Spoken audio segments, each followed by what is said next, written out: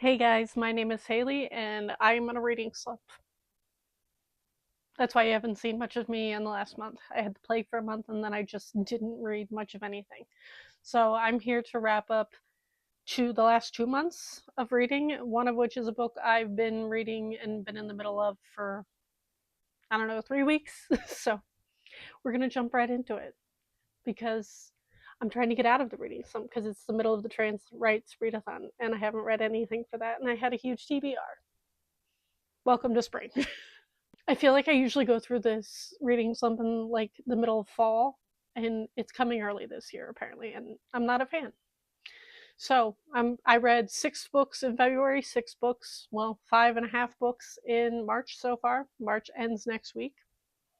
I also haven't even really watched anything that I haven't already talked about. I've been watching a lot of Twitch streams, which are like a daily thing for me. I went to Ohio to visit people and go see shows last weekend, so I couldn't even tell you what I've been doing. Or it's just me trying not to repeat myself when it comes to the media consumed. But we're going to jump into the books. There aren't that many of them. This shouldn't be that long, but I like to talk, so we'll see. So, the first book that I read since the last time that I did a wrap up was The Survivor Wants to Die at the End by Adam Silvera. This book was 700 pages. I want you to sit with that for a second because I love Adam Silvera. I have loved every book in this series. The second one is my favorite. I low key hated this. This mainly deals a lot with codependency and I think it's BPD. No, it's not. It's the other one. Borderline. The borderline personality disorder. And I thought for a romance book, in which I found the other romances like really nice. I loved the romance in the second one. That's why the second one is my favorite. This one felt off, and it just felt so codependent that I couldn't even root for the romance because it was so clear that one of the characters just needed help. He did not need to fall in love with somebody. So I felt like this was really, really almost harmful representation. While I enjoyed the representation and that it was happening, I did not like the idea that it seemed that like falling in love with somebody over the course of a few days was going to fix his BPD. And I found it very concerning that this, especially if this was an adult book, I would even be like, okay, we can have these conversations more. But this is a YA book. This is targeted towards teenagers who are not going to know that this is not a healthy relationship, and that scares me. So I originally apparently gave this 3 stars, and I think that's because I love Adam Silvera. I'm really gonna knock that down to 2 stars because I really did not like it. I do not think that people should be reading this as a romance, and I find it very problematic. So that was that one. Then I ended up reading The Mad Wife by Megan Church. This is a story about a wife in the 1950s who has 2 kids and she's struggling to be like the perfect wife and do all of the perfect things that a trad wife essentially is supposed to do back in this time period. There was a twist coming that I did call, but I also just really liked the writing in this book. I definitely want to read something else by Megan Church because I very much enjoyed her prose and the way that she wrote her main character. I found her infuriating, but that's what she needed to be for this story. So I gave this 4.5 stars. I'm very much looking forward to reading something else by this author. Then I finally ended up finishing The Handmaid's Tale, which feels like so long ago. I only finished that like a month ago. That's time is not real. I ended up giving it 5 stars. This is probably one of the most infuriating books I've ever read. There were times that I quite literally threw the book. I annotated the crap out of it. I think I put it in my storage unit when we went down last time. I don't think I have it with me, but I annotated the crap out of it. It is one of those books that, along with 1984, I feel like should be put in the horror section instead of like science fiction and speculative, like off in the future. This is what we don't want to be, because I feel like certain people are using it as a literal guidebook of what they think we should be, namely the Christian nationalists. I was also surprised at how much of this really was based in Christianity and in biblical principles, but like in a warped, creepy way, like the way a lot of Christian nationalists are using a lot of those scriptures now. I also did not know, like, slight spoiler, I guess, I did not know that this was a cliffhanger ending, and I'm still upset about it because my second book, where I thought was like a companion book that I wouldn't need, is somewhere packed far away in the storage unit, and I don't have it with me, so I also still haven't read it. But again, 5 stars. Don't necessarily recommend reading it in the year of our Lord 2026 with everything that's going on, unless you want to like spiral yourself into a little bit of insanity, especially if you came from any of these like evangelical spaces that are literally trying desperately to do all of this. I loved it. Don't recommend it. Next up, I read The Library at Hellbore, which was by Cassandra Kaw, and I enjoyed this. I feel like it was very nonsensical. This very much reminded me of Wilder Girls by Rory Power, which I've read years ago and was one of my favorite books for quite a while. It is very much that. It's very body horror, it's very grotesque, it's very like, what's the term I'm looking for? Like mushroom-esque, like just crazy ecological body horror is how I would describe it. I ended up giving it 3 stars. I would definitely read something else by this author. I just feel like I could not follow this storyline. Might have had something to do with the reading slump, but that's how this one crumbled. Then I ended up reading Brian Recker's new book, which is Hellbent. This is a biblical stance on why he believes that hell is not real. This is a nonfiction. I also, one of the first things I deconstructed, and I know for a lot of people who come out of evangelical or like Christian spaces, one of the hardest things for them to deconstruct is hell. Hell was one of the first things I deconstructed because it never really made sense to me in the way that they always describe the Christian God of why that place would exist. I'm very much in a mental space now where I'm like, there's part of me with all of the atrocities that are going on that like almost wishes it was real so that some of the evil people can go there, but also I don't believe it makes sense in the theology that I was taught. I don't believe it makes sense in the theology that actual theologians have done the research on this and like where the idea of hell and everything came from. I really enjoyed all of his insights and the people that he interviewed, and I highly recommend this if you've been struggling with that concept. Even if you are still in a Christian space, I feel like this is a very good read. It's not necessarily fully deconstructed content because Brian himself, I believe, is still a Christian. At the very least, still works with a lot of Christians. He used to be a pastor, but I highly recommend this one. And then I ended up randomly binge reading a book I picked up in a little free library recently, and that is New From Here by Kelly Yang. I also realized this is the same author as a book I read years ago called Front Desk, which I also really loved. And this is a middle grade book. She tends to write middle grade books about, I believe, Chinese immigrants. And this is the story of a Chinese family who ends up having to leave, I believe it was in Shanghai or very close, ends up having to leave a big city and a very comfortable life that they had in China and come to the US to try to avoid COVID. So it's set fully during the 2019-2020 timeline. And it also follows these kids trying to reintegrate themselves into America only to have the virus follow them here and the racism that came along with that. I also, if you liked, what was it called? Bat Eater. Bat Eater and Other Names for Cora Zhang, which I also read earlier this year. This is very much a non-horror middle grade version of this, of like just the extreme racism of anybody who was Asian in general, because a lot of Americans cannot tell the difference between different types of ethnicities when it comes to Asia. And I love this. I gave this 5 stars. I think it's a very important read, and it made me cry, which is not common for middle grade books in general, but I really, really enjoyed this.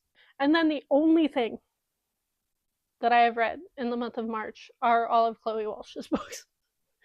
I read the entirety of the Binding 13 series.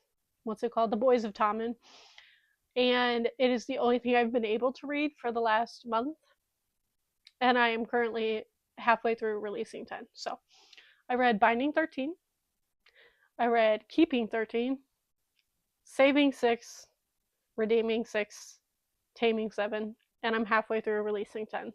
I will come right out and say my favorite is Binding and Keeping. Johnny and Shannon are my favorite. I sobbed my way through all of these books. These first two especially have so much to do with abuse coming from Shannon's father. So please check your triggers on this entire series. This series is full of triggers. I know a lot of people like to complain about Chloe Walsh because they like, these shouldn't be marketed as a romance. And I'm like, I'm not saying that it's a healthy romance, but it is also dealing with people who are coming out of very, very difficult situations. And I feel like those stories need to be told. And I think there's like a weird disconnect with certain people who go into these books thinking they're like a fluffy romance. And I'm like, it is not the author's fault that you came into this not reading any trigger warnings when there is a page of trigger warnings at the beginning of every book.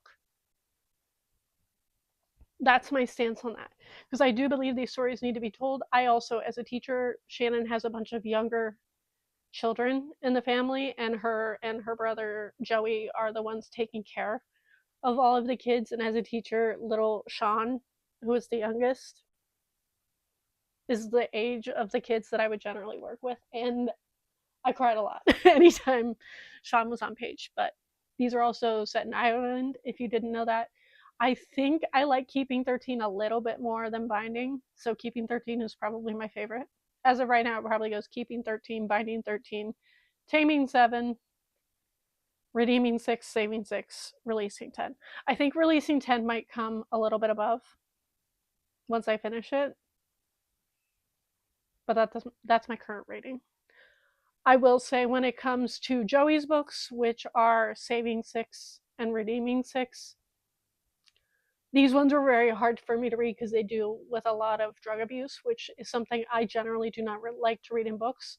Also, I'm going to use it as a trigger warning because it's something I also don't like to read in books, and that is surprise pregnancy is used in this, which I had already suspected was going to be the case based on certain things we got during Keeping 13, because Saving 6 is like a overview of Binding and Keeping, but from Joey's point of view while he's falling in love with Aoife.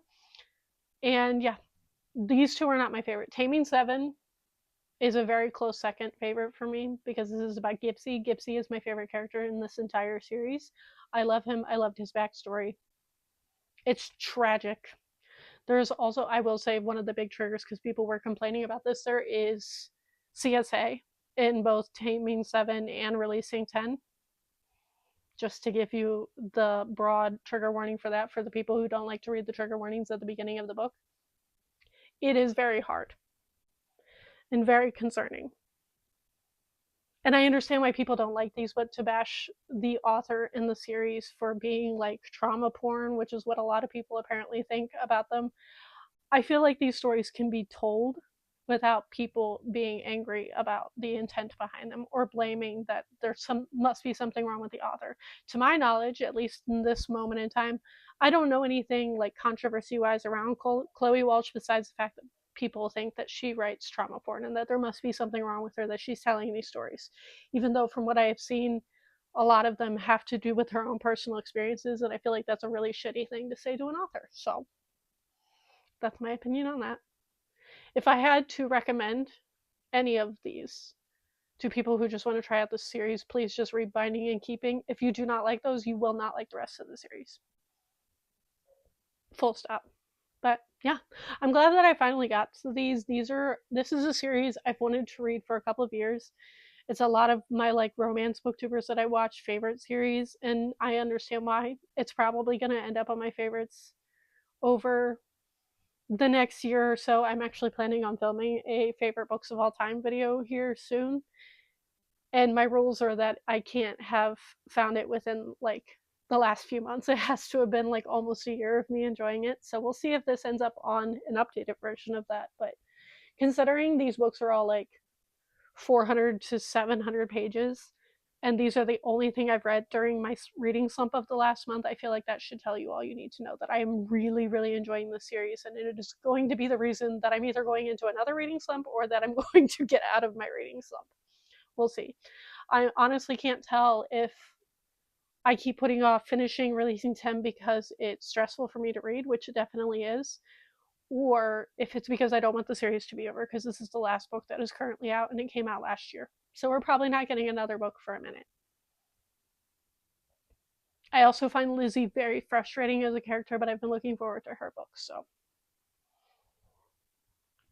the Binding Keeping Boys of Tommen series, I love them. I understand that is an unpopular opinion within a lot of bookish spaces, but I do recommend them.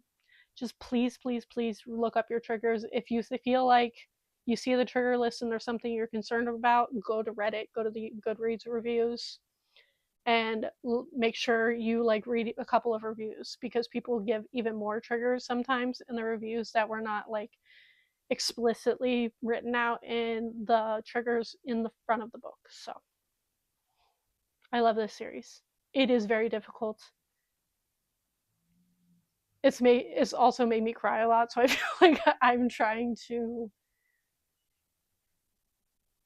come out of the really, really heavy books. I haven't read heavy books like this, I feel like, in a while. So it could be good, could be bad for a reading slump. We'll see if I end up reading anything for the trans rights readathon, which I'm starting my blog for right after this, and should be coming out within the next week. But yeah, that's everything that I've been reading, or like the 12 books that I've read in the last 2 months, which, if you've been here for a minute, you know that's not a lot for me. So we're hoping this readathon will get me out of the reading slump. Let me know how often you go through reading slumps in recent years. Do you like often switch genres? That's what I usually do during a reading slump, so I'm hoping that will help me to just read not sad books. But, and if you don't know what to say, please leave me a green heart in the comments down below for the Ireland of it all when it comes to the Boys of Tommen series. But I hope you all enjoyed this. Thank you all for watching, and I will see all of you guys next time. Hopefully with me having read more things than one series.